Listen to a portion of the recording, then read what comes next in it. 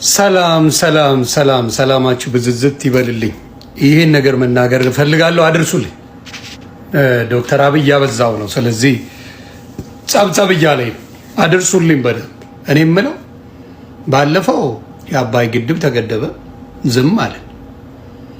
ከዛ በፊት የፋሲለደስ ተገነባ፣ በደንብ አድርጎ ውጤቱን በጠበቀ ተሰራ፣ ዝም አለ።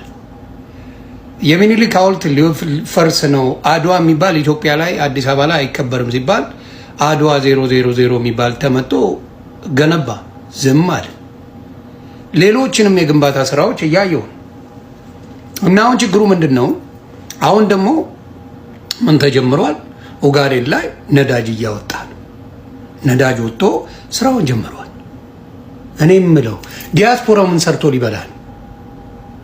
ኢትዮጵያ እየለማች ኢትዮጵያ ትልቅ እየሆነች ከአንዳንድ ችግሮቿ ውጪ ትልቅ እየሆነች ስትሄድ ዲያስፖራው ምን ሰርቶ ሊበላል? ዲያስፖራው ፕራይቬት ስኩል ልጆቹን እያስተማረ በፖለቲካ የተነሳ ልጆቹን ፕራይቬት ስኩል አስገብቶ በኢትዮጵያ ለቅሶ ላይ፣ በኢትዮጵያ መውደቅ ላይ፣ በኢትዮጵያ ጦርነት ላይ ጥብስ የሚበላበት ቅቅል የሚበላበት ልጆቹን ፕራይቬት ስኩል የሚያስተምርበትን ለምንድን ነው ገበያ የምትዘጋው? ይሄ ትክክል አይነት ስራ አይደለም። እኔ አልቀበለው። ዲያስፖራ ምን ይብላ? የዲያስፖራ ፖለቲከኛ እንዴት አሁን የሚያወራው አጥቶ ግራ እስኪጋባ ማድረግ ጥሩ ነው ወይ? ጥሩ ነው ወይ? ዲያስፖራ የሚፈልገው ኢትዮጵያ ጦርነት ስትሆን፣ ኢትዮጵያ ህዝብ ሲያልቅባት፣ ኢትዮጵያ ስትፋጅ፣ ከዛ ለጦርነት እያለ ገንዘብ ማዋጣት፣ በየስቴት ዲፓርትመንቱ ላይ የሄደ ቀውጢ ማድረግ፣ ይህን ስራ አስቁማል። ይሄ ትክክል አይደለም። ንገሩልኝ። ኢትዮጵያ ላይ ጦርነት ይብዛ፣ ዲያስፖራ ደግሞ እየጮኸ ከዛ ይብላበት። አትስማሙ? ይሄን አትስማሙ? አዎ። አሁን እያልኩ ያለሁት ምንድን ነው?